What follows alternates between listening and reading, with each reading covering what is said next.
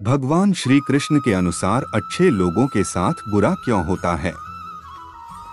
आपने अक्सर देखा होगा कि जो भी इंसान दिल का बहुत साफ होता है, जिसने कभी बुरे कर्म नहीं किए, उसके साथ हमेशा बुरा होता है। मगर ऐसा क्यों होता है? अच्छे इंसान को ही क्यों बुरा वक्त झेलना पड़ सकता है? अधिकतर लोगों को इसके पीछे का रहस्य नहीं पता होगा, इसलिए आज हम आपको बताने जा रहे हैं कि ऐसा क्यों होता है। इसका वर्णन भगवत गीता में भगवान कृष्ण ने किया है। भगवत गीता एक ऐसा ग्रंथ है कि उसमें इंसान के मन में उठने वाले हर सवाल का जवाब मिल जाता है।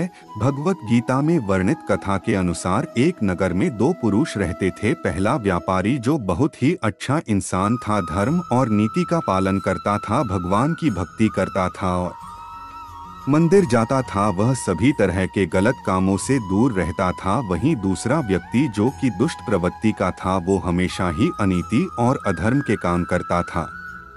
वो रोज मंदिर से पैसे और चप्पल चुराता।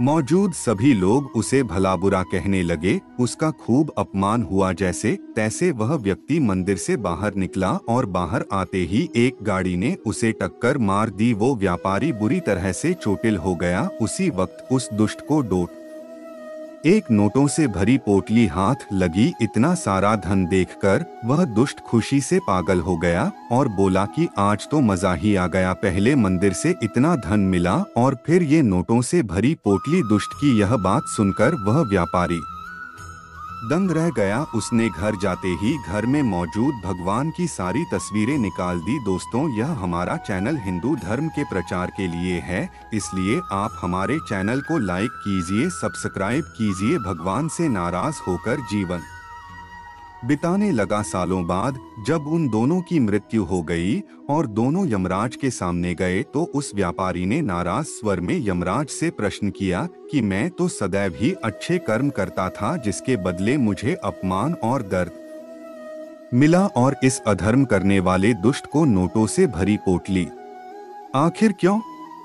व्यापारी के सवाल पर यमराज बोले, जिस दिन तुम्हारे साथ दुर्घटना घटी थी वो तुम्हारी जिंदगी का आखिरी दिन था, लेकिन तुम्हारे अच्छे कर्मों की वजह से तुम्हारी मृत्यु एक छोटी सी चोट में बदल गए। वही इस दुष्ट को जीवन में राजयोग मिलने की संभावनाएं थी, लेकिन इसके बुरे कर्मों के चलते वो राजयोग एक छोटे से धन की पोटली में बदल गया। इस कहानी को सुनाने के बाद श्री कृष्ण ने अर्जुन को समझाया कि भगवान हमें किस रूप में देते हैं, इसको समझ पाना बहुत ही मुश्किल है, परंतु यह सत्य है कि भगवान हमेशा अच्छे और बुरे कर्मों का फल जरूर देते हैं। हर व्यक्ति को चाहिए कि जीवन में आने वाली परेशानियों से घबराना नहीं चाहिए और व्यक्ति को सदैव अच्छे कर्म करने चाहिए, क्योंकि उसका फल किसी न किसी रूप में जरूर मिलता है।